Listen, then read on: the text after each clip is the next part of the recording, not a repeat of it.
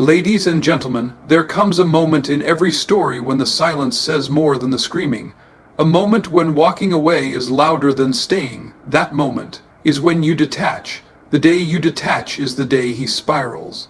Not because you were cruel, not because you failed him, but because your energy, your strength, was the scaffolding holding up a house he never built for himself. We live in a world where people wear masks of composure, of control. But peel it back, and often it's someone who has grown used to leaning on you. Your grace, your grounding, your effort. And when you step away, the weight shifts, and suddenly, it all begins to crumble. He spirals because you were the glue. You were the mirror he refused to look into. You made excuses, softened consequences, carried the emotional weight of two people. Detaching doesn't create chaos, it just reveals the chaos that was always there. We must understand, spiraling is not your fault. It's a symptom of someone who never learned to regulate, reflect, or take responsibility. The meltdown isn't proof you should have stayed. It's proof that your presence was covering the real problem. Sometimes your silence will scream louder than years of loyalty. Sometimes your absence will trigger the truth more than all your presence ever could. And though watching the spiral may stir guilt or fear, remember this: your detachment isn't betrayal. It's a declaration that you are no longer available for dysfunction disguised as love. You were never meant to be someone's emotional crutch. You were meant to walk beside them, not carry them. And when they collapse in your absence, it's not because you broke them. It's because they refuse to build themselves. So let them spiral. Let them sit in the space where your peace once lived. Let them finally face what you cushioned for far too long. Because the day you detach may break them, but it will also begin to make you. Detachment is one of the most misunderstood acts of strength. To the outside world, it can seem cold, distant, even cruel. But in reality, detachment is not about turning off your humanity. It's about turning on your awareness. When you detach, you are not giving up on someone. You are giving in to the truth. You are recognizing that staying tethered to someone who drains you, confuses you, or manipulates you under the guise of love is not noble, it's self-abandonment. Detachment is not abandonment. It's not bitterness. It's clarity. It's the quiet decision to stop bleeding for someone who won't stop wounding. It means you finally understand that you can't be the nurse and the battlefield. Detachment is hard because we're conditioned to believe that love means holding on no matter the cost. That loyalty means staying even when it hurts. But the truth is, detachment often takes more courage than commitment. It's easy to stay in familiar chaos. What's hard is to step away from what's hurting you when a part of you still loves the person causing the pain. When you detach, you stop negotiating with someone who never planned to change. You stop shrinking yourself to maintain peace in a war zone. You stop carrying the emotional weight of someone else's undealt with trauma. It is in detachment that you reclaim your energy, your mind clears, your spirit returns to you. For the first time in a long time, you are no longer bracing yourself for the next emotional roller coaster. You are no longer editing your truth to protect someone else's ego. And what makes detachment powerful isn't just that you walk away. It's that you stop waiting. You stop hoping that one day they'll wake up and treat you the way you've always deserved. You stop expecting the apology, the accountability, the breakthrough that never comes. You stop living on potential. You start living in reality. Because here's the truth. When you detach, you don't stop caring. You just start caring more about yourself, your peace, your purpose, your boundaries. And when you do that, when you finally detach, it shakes everything, especially the one who never believed you'd actually leave. They thought you'd stay forever. They thought your empathy would always override your exhaustion. They counted on your softness keeping you stuck. But the moment you detach is the moment they realize the version of you they took for granted no longer exists. There's a critical difference between needing someone and growing with someone.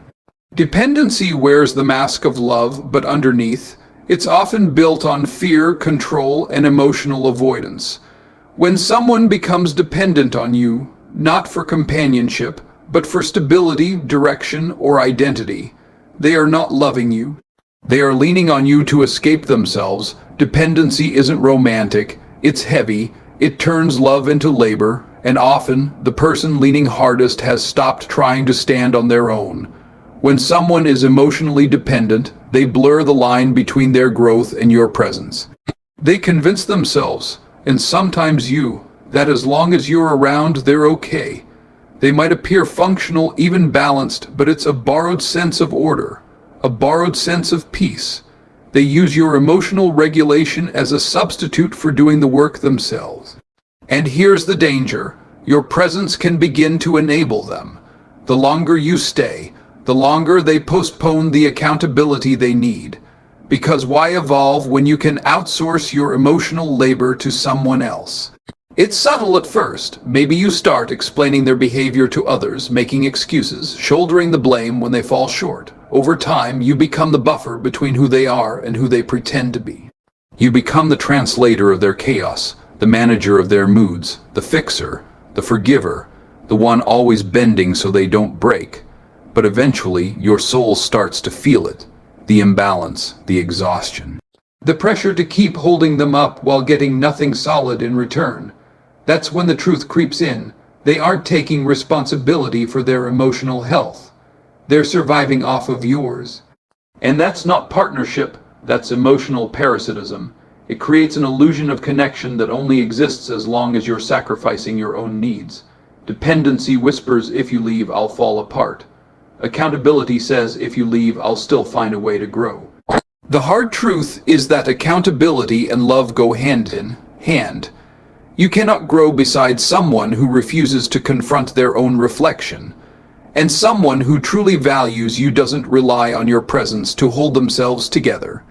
They don't use your compassion as a shield against their own demons. Detachment often reveals this dynamic.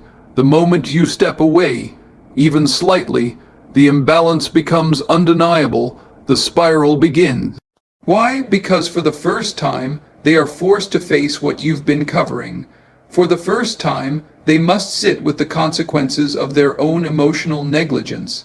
It's in that space, the space where your support once lived, that they either start evolving or start unraveling. And whichever path they take, that's on them, because the difference between dependency and accountability is this. One clings to you as a crutch, the other rises with you as a partner. One of the most deceptive illusions people carry is the appearance of strength. They move through life with confidence, with charisma, with control. They speak with certainty, laugh loudly, and appear unbothered. To everyone else, they seem invincible, stable, self-assured, resilient.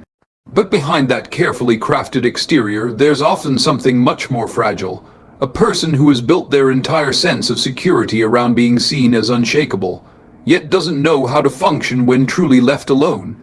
The facade of strength is a performance, and the most convincing performers are the ones who know exactly how to wear confidence as armor. They know how to sound composed, how to deflect questions, how to appear emotionally distant enough to be mysterious, yet close enough to feel safe. But strength isn't about appearances. It's not about how well someone can hide their chaos. Real strength is measured by how well someone can face their own truth. It's about self-reflection, self-discipline, ownership, growth, none of which can happen if someone is hiding behind image. Often this person has never actually done the internal work.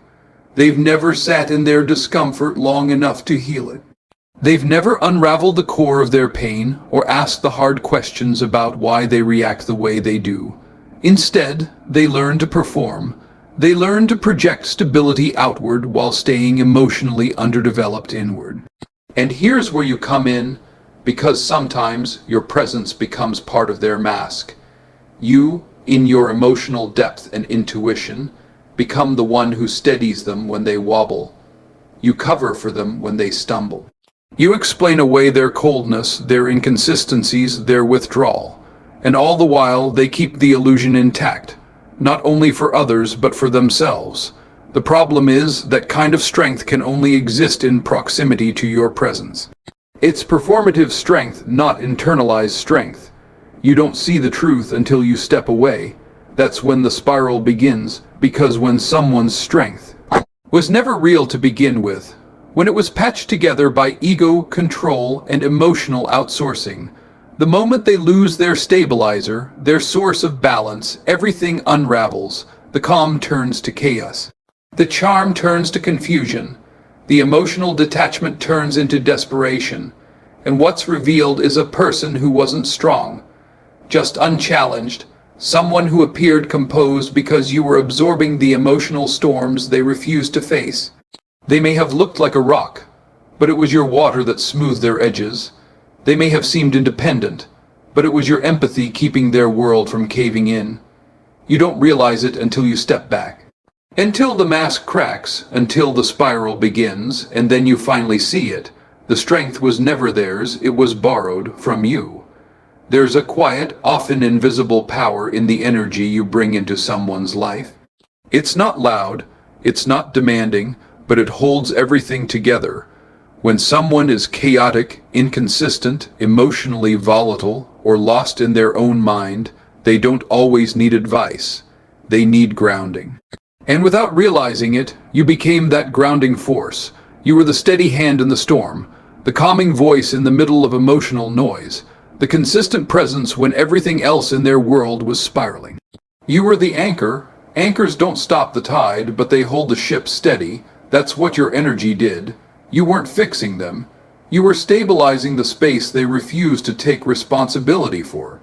You were lending your emotional intelligence, your maturity, your presence, your compassion, and most of all, your predictability.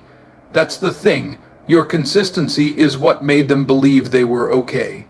Because no matter how much they lashed out, shut down, disappeared, or played emotional tug-of-war, you kept showing up, you kept trying, you kept loving. And that quiet, unwavering loyalty created the illusion that they were grounded, when in truth they were anchored by you, not by anything they'd built for themselves. The problem is, they never acknowledged that. They mistook your steadiness for a given. They assumed your emotional energy was endless. They believed that no matter how far they pushed, you'd pull them back, that no matter how off course they drifted, your love would reel them in. They never saw your energy as a gift. They saw it as a guarantee, but energy has a cost, and you paid it in silence with your emotional labor, with the moments you suppressed your own needs to keep the peace, with the nights you lay awake trying to decode their behavior, trying to soothe their storms, trying to carry both your feelings and theirs. It's no wonder you feel exhausted, because while they were floating, you were sinking. When you finally pull your anchor back, when you detach, it doesn't just unsettle them. It shakes their entire world, not because they lost love, but because they lost the structure that was holding them together. Your energy wasn't just comforting, it was foundational, and now without it, they're drifting in waters they never learned to navigate alone. For the first time, they're forced to feel what you absorbed, to hear the noise you filtered, to face the emotional weight they dumped on you like it was nothing. They spiral because they thought they were strong, but in reality, they were just securely attached to someone strong. And when that energy is gone, when the anchor is removed, the tide reveals everything that was never stable to begin with. There's something incredibly manipulative, though often unconscious, about the way people collapse when you walk away. They spiral, they panic, they unravel, and in those moments it's easy to feel responsible. To feel like the chaos they're drowning in is somehow your fault. Like you're the villain for detaching, and they're the victim of your absence. But let's be clear, their spiral is a reaction. It is not your responsibility. It is not your job to hold someone together at the cost of your own wholeness. It is not your burden to carry someone else's inability to self-regulate, to reflect, or to take ownership of their emotional state. Their meltdown is not proof that you hurt them. It's proof that they never learned how to support themselves. Here's the truth most people won't say out loud. Sometimes people build their stability on your sacrifice. They center their lives around your emotional labor, your patience, your silence, your forgiveness. And when you finally stop giving, when you say enough, they fall apart. not because you harmed them, but because you stopped being their emotional crutch. And in their collapse, they will often try to make you feel like the trigger. They will act as if you broke them, as if your absence is the trauma, when in reality, your presence was the protection from the storm they never dealt with. Their spiral is loud, emotional, and often dramatic. It's a desperate attempt to pull you back in, to guilt you, confuse you, or convince you that they need you more than ever. But what they actually need is to face the truth that they've spent years running from. No one can heal for them. No one can grow for them. No one can do the work except them. And yes, you may still care. Yes, you may still feel the ache of watching someone unravel. That's your humanity. That's your heart speaking. But caring doesn't mean returning. Compassion doesn't mean sacrificing yourself again. Because here's what you must understand. You can love someone and still choose yourself. You can feel empathy for their pain and still recognize that their healing is not your mission. You are not the answer to their crisis. You are not the antidote to their dysfunction. You are not the keeper of their emotional well-being. Their spiral is not your signal to come back. It's their invitation to finally look inward. Whether they take that invitation or not, that's their choice. That's their responsibility. And while they unravel, it's okay for you to rise, to stand in your truth, to protect your peace. Because detachment isn't about watching someone suffer, it's about trusting that their suffering may finally lead them to the growth they avoided, while you were holding everything together. Control doesn't always come in the form of harsh commands or loud demands. Often it wears a quieter face, one that looks like charm, looks like vulnerability, even looks like love. But beneath that surface is an unspoken current, the need to shape your behavior, influence your choices, and manipulate your emotions, all so they don't have to confront their own chaos. What we sometimes mistake for love is, in reality, a carefully disguised form of emotional control. And the longer you stay, the easier it is to miss the signs. It's subtle, strategic, and at times even unconscious. It sounds like, "I don't know what I'd do without you." It looks like them sulking when you create space. It feels like you constantly adjusting, apologizing, second guessing yourself, walking on eggshells just to keep the peace. And the worst part, they rarely take full responsibility for it. Instead, they position themselves as misunderstood, as victims of their past, as someone who just loves too hard, or feels too much. They tell you they're trying, and maybe they are, in the ways that require minimal discomfort. But real growth demands surrendering control, and they're not ready to let go of the grip. Because control gives them power, not power over the world, power over you. As long as you're emotionally entangled, as long as you're adjusting your rhythm to match their mood swings, as long as your peace is dependent on their reaction, they stay in control, even if they never raise their voice. Even if they never make a single demand, they control the tone of your day with their silence. They control your confidence with their inconsistency. They control your decisions with guilt, your boundaries with blame. And worst of all, they control your detachment by spiraling, because they've learned that if they break down when you pull away, you'll come running back. That's not love, that's strategy. And when you finally detach, when you stop engaging, stop reacting, stop bending to accommodate them, something powerful happens. The control dissolves. You no longer respond to the guilt trips. You no longer chase their validation. You no longer get pulled into emotional whirlpools they created. That's when the spiral begins, not because they miss you, but because they lost their grip on you. Detachment threatens their entire dynamic. It reveals the foundation they built wasn't real connection, but control dressed up as closeness. And without your emotional compliance, they're left facing a truth they worked hard to avoid. They never actually knew how to connect without controlling. Their power wasn't in who they were. It was in how much of yourself you were willing to give up just to keep the peace. And when you stop giving, when you step back, the illusion shatters. You didn't just walk away from a relationship. You walked away from a system of control, and that is what truly unsettles them. There's a sacred kind of clarity that only comes with space, not just physical space, but emotional, mental, spiritual distance from the person who kept you in a loop of confusion, hurt, and emotional fatigue. Because when you're in it, when you're wrapped up in the daily dance of trying to manage someone else's instability, it's nearly impossible to see how much damage is being done. Your nervous system adapts to dysfunction.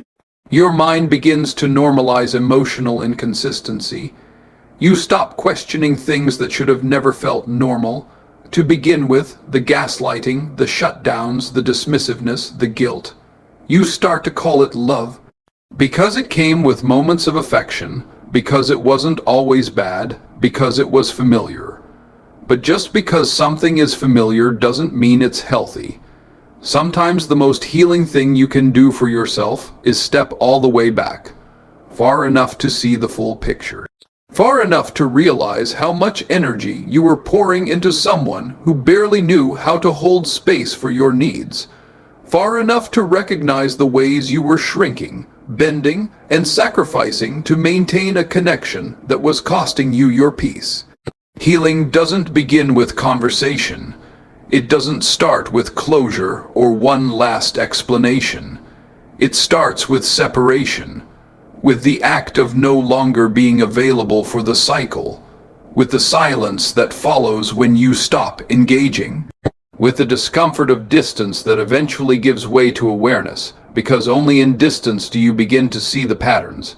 You start to remember how many times you quieted your truth just to avoid another argument. How often you softened your tone to protect their ego.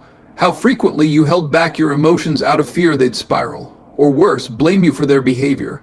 You start to see how your kindness was taken as permission, how your love was taken as leverage. And maybe for the first time you ask yourself, what was I actually receiving in return? That's when the healing begins, not in the hope that they'll come back better, not in the fantasy that they'll finally see your worth, but in the understanding that you deserve relationships where love doesn't feel like labor, where connection doesn't cost your self-respect, where showing up for someone else doesn't mean abandoning yourself. Distance is a detox. It flushes out the fog. It allows your body to relax again, your mind to stop racing, your soul to start breathing. The constant tension, the second guessing, the emotional overfunctioning, it all begins to fade when you're no longer tied to the one who caused it. And while distance may feel lonely at first, it's in that solitude that your true healing is born. You begin to reconnect with your own needs, your own voice, your own boundaries. You stop centering someone else's dysfunction and start coming home to yourself. And here's what's most important. Your healing is not a betrayal. It is not punishment. It is not an attack. It is a necessary separation so that you can rebuild what was quietly dismantled within you while you were trying to hold them together. Because sometimes the only way to find yourself again is to get far enough away from who you had to become just to survive them.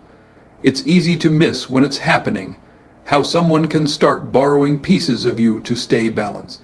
At first, it might seem like a natural part of closeness, of connection. You support him when he's down, you encourage him through his struggles. You hold space when he's overwhelmed. It feels like care. It feels like love, but over time something shifts. It becomes less about mutual support and more about silent dependency. He stops building his own inner foundation because yours is always there. He stops developing emotional resilience because your presence makes it unnecessary. When life hits him, you become his cushion. When his emotions overwhelm him, you become his regulator. And when his choices backfire, you become the one who absorbs the consequences. He is not standing on his own strength. He's leaning on yours, often without even realizing it. And what's worse, without ever acknowledging it, you become his stability, but you don't receive that in return. You become his therapist, his motivator, his emotional compass, but he doesn't mirror it.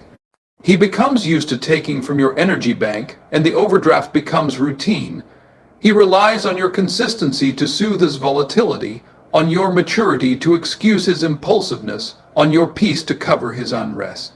And because you're capable, you keep giving. Because you care, you stay. Because you believe in potential, you keep showing up. But eventually you begin to feel it. The imbalance, the depletion, the slow erosion of your emotional resources. You start to notice how he flourishes in your presence but crashes in your absence.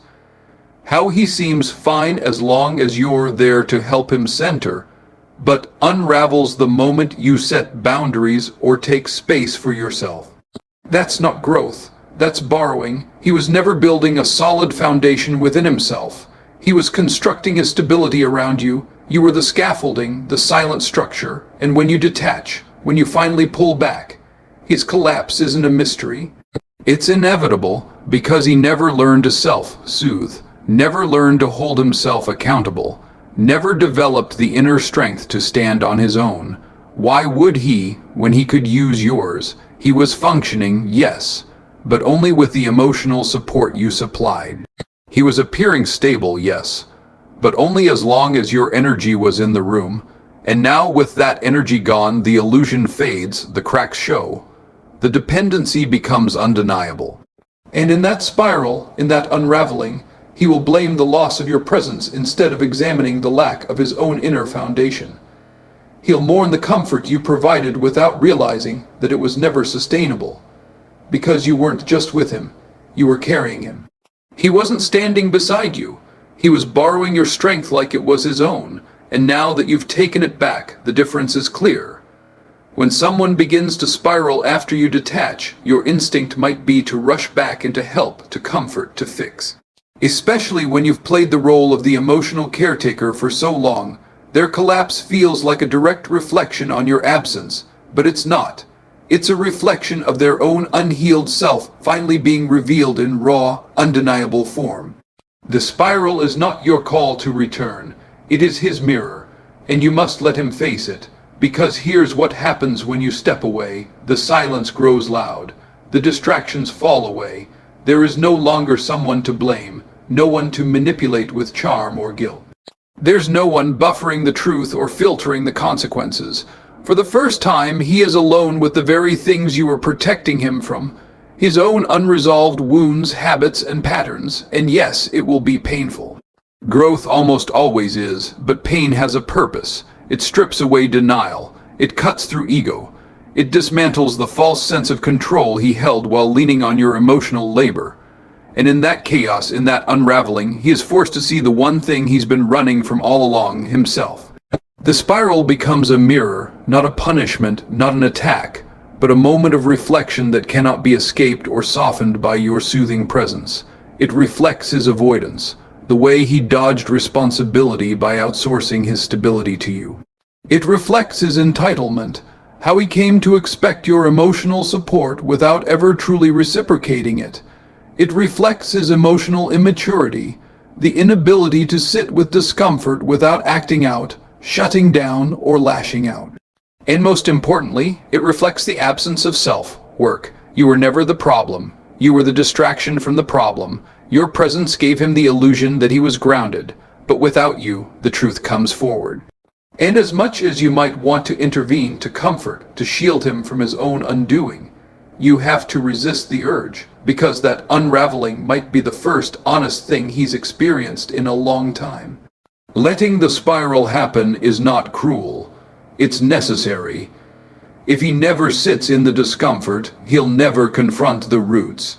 If he never faces the mirror, he'll keep repeating the same cycle with different people, never understanding why the relationships crumble when the emotional scaffolding is no longer there. And let's be clear, if you jump back in to save him from his own reflection, you rob him of the very moment that could wake him up. The spiral is not just a breakdown. It can be a breakthrough if he allows it to be.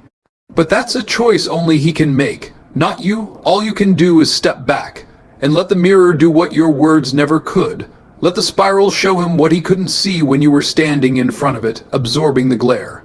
There comes a point when your compassion becomes a cage, when your desire to help turns into a habit of self-abandonment, when the line between love and self-sacrifice blurs so much that you don't even realize you've stopped living for yourself and started surviving for someone else. This is where the savior complex creeps in, quietly, stealthily, wrapped in good intentions. It's the part of you that believes you're the only one who can reach him, calm him, fix him, guide him. It convinces you that without your help, he won't make it. That he needs you, that if you leave, he'll fall apart.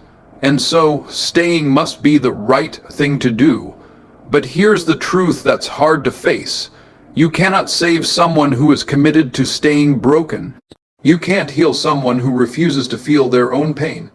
You can't fix someone who thrives on being rescued. You can't teach accountability to someone who benefits from blame.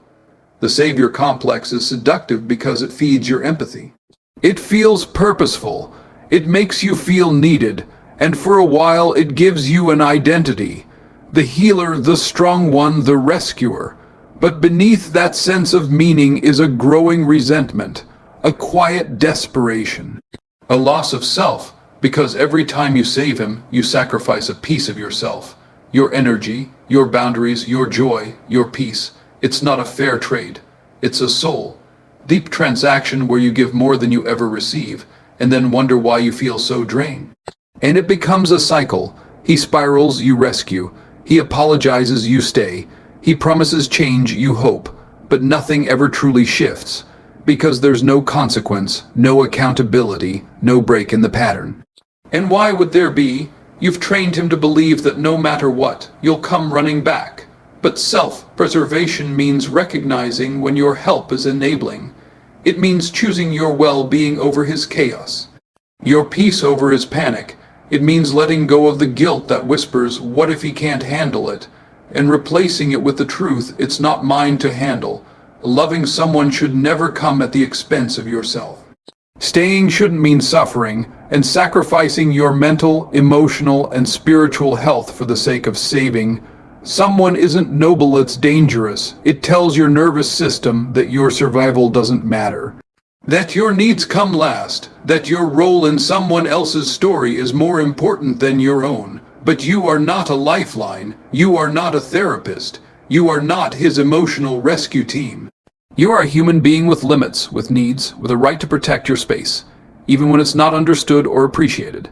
And the moment you choose self-preservation over that savior role, everything shifts. You reclaim your energy. You step out of the storm. You realize you were never responsible for saving someone who made a choice not to grow. Because if love requires you to constantly sacrifice yourself, then it was never love. It was a dependency built on your willingness to drown for someone who never learned to swim. There is nothing louder, nothing more commanding than the quiet force of detachment. It's not dramatic. It doesn't scream, it doesn't beg, it doesn't explain itself. It simply withdraws, with poise, with finality, with strength. And that strength, it's not fueled by anger, it's fueled by clarity. Your detachment is not weakness. It is a power move. It says, "I've seen enough. I've felt enough. I've given enough," it says. "I'm no longer negotiating with emotional chaos. I'm no longer lowering myself to be heard. I'm no longer carrying a connection that requires me to betray my own well-being." For so long, you may have thought that power came from holding on, from enduring, from being the one who loved the hardest and stayed the longest. But the truth is, your power isn't proven in what you can tolerate. It's proven in what you finally refuse to. Detachment is powerful because it disrupts the entire pattern. It breaks the emotional economy that depended on you being available at all costs. It removes the control they had through your reactions, your empathy, your need for closure, your longing to be understood. Suddenly, there's nothing to feed off, no arguments to win, no pleas to manipulate, no tears to weaponize, just silence, just space, just you finally choosing yourself. And that silence, it's louder than every word you ever said while you were being ignored, misunderstood, or minimized. He notices it. The energy shifts because he was never expecting you to leave. He was expecting you to stay wounded, stay hooked, stay emotionally invested in his dysfunction. Your detachment interrupts his entire reality. It sends a message he can't unhear. You've reclaimed your power and you're not coming back for permission. It doesn't matter how much he spirals. It doesn't matter how shocked he seems, how hurt he suddenly claims to be. Because your detachment wasn't impulsive. It was built, lowly, quietly, on every moment you had to tolerate what you never deserved. It was forged in silence over time, while you were still present but already fading. That's the kind of power no outburst can overpower. No manipulation can reverse. No guilt can penetrate, because detachment is not indifference. It's peace, it's power, it's saying, I see you, I understand you. I even forgive you, but I refuse to lose myself trying to save someone who never wanted to be saved. And make no mistake, detachment is the loudest statement you'll ever make. It doesn't chase, it doesn't explain. It doesn't try to be seen, it simply exits, and in doing so, it demands more respect than your presence ever did. So when the spiral begins, let it. Let the unraveling expose what your presence once protected. Let the silence speak the truth your words never could. Because the moment you detached wasn't the moment you stopped caring. It was the moment you started choosing you. And if that choice sends shockwaves through someone who was never willing to meet you where you stood, then so be it. You were never meant to keep someone grounded by losing your own footing.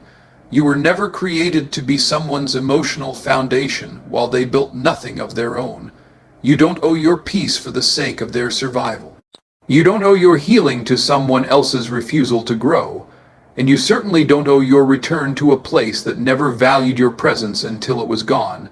So let them spiral, because in the end that's not your burden. It's their mirror. And your detachment, that was never cruelty. It was the closure they never thought you'd have the strength to give yourself.